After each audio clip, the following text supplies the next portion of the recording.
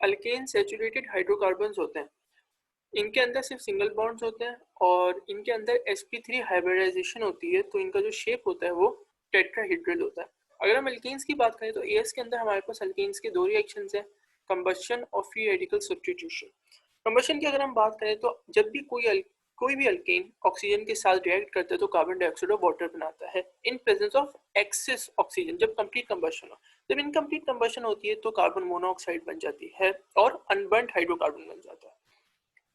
दूसरे केस की बात करें जो हमारा मेन टॉपिक है, जो फ्री रेडिकल सब्स्टिट्यूशन है, इसमें हम देखें, हम ओ लेवल्स में ये पढ़ते थे कि जब भी किसी भी अल्केन का हेलोजन के साथ रिएक्शन होता है तो सब्स्टिट्यूशन हो जाती है और हेलोजन अल्केन बन जाता है और एक कंपाउंड बन जाता है। जैसे इस रिएक्शन में मीथेन का जब रिएक्शन हुआ क्लोरीन के साथ, तो CH3Cl क्लोरोमीथेन बन गया और हमारे पास HCl बन गया इन प्रेजेंस ऑफ सनलाइट या इन प्रेजेंस ऑफ यूवी लाइट। लेकिन एस में आके हमें अब इसका पूरा मैकेनिज्म पढ़ना पड़ेगा। अगर हम इसके मैकेनिज्म की बात करें तो इसका मैकेनिज्म 3 स्टेप मैकेनिज्म होता है, जिसमें सबसे पहले इनिशिएशन स्टेप आता है, उसके बाद प्रोपगेशन स्टेप आता है, उसके बाद टर्मिनेशन स्टेप आता है। सबसे पहले इनिशिएशन स्टेप की बात कर लेते हैं। देखिए, इनिशिएशन स्टेप में हमारे पास रेडिकल्स बनते हैं। फर्स्ट जो हमारा लेक्चर हुआ था जिसमें हमने ओवरव्यू किया था, उसमें हमने ये बात की थी कि रेडिकल्स कब बनते हैं, जब होमोलाइटिक फिशन होती है, मतलब एक एक इलेक्ट्रॉन एक एक सिंगल पार्टी को मिल जाता है। तो इसमें यही हुआ कि लाइट ने Cl बॉन्ड को ब्रेक किया और इसके रेडिकल्स बन गए। दो लाइट, क्योंकि सनलाइट एनर्जी है, एनर्जी से वो बॉन्ड टूटा और उसके बाद दो रेडिकल्स बन गए Cl के। ये था इनिशिएशन स्टेप। अच्छा, रेडिकल्स जो होते हैं वो हाईली रिएक्टिव होते हैं, मतलब बहुत ज्यादा रिएक्टिव होते हैं। तो नेक्स्ट स्टेप में आई प्रोपगेशन। प्रोपगेशन ये है कि हमारे पास CH4 मीथेन था, तो मीथेन के साथ जब किसी क्लोरीन के रेडिकल ने रिएक्शन किया तो एक CH3 रेडिकल बन गया और HCl बन गया। फिर जब CH3 रेडिकल का क्लोरीन के साथ रिएक्शन हुआ तो वो CH3Cl बन गया प्लस क्लोरीन रेडिकल बन गया। मतलब आप देखें हमारे पास हेलोजन अल्केन भी फॉर्म हो गया और HCl भी फॉर्म हो गया।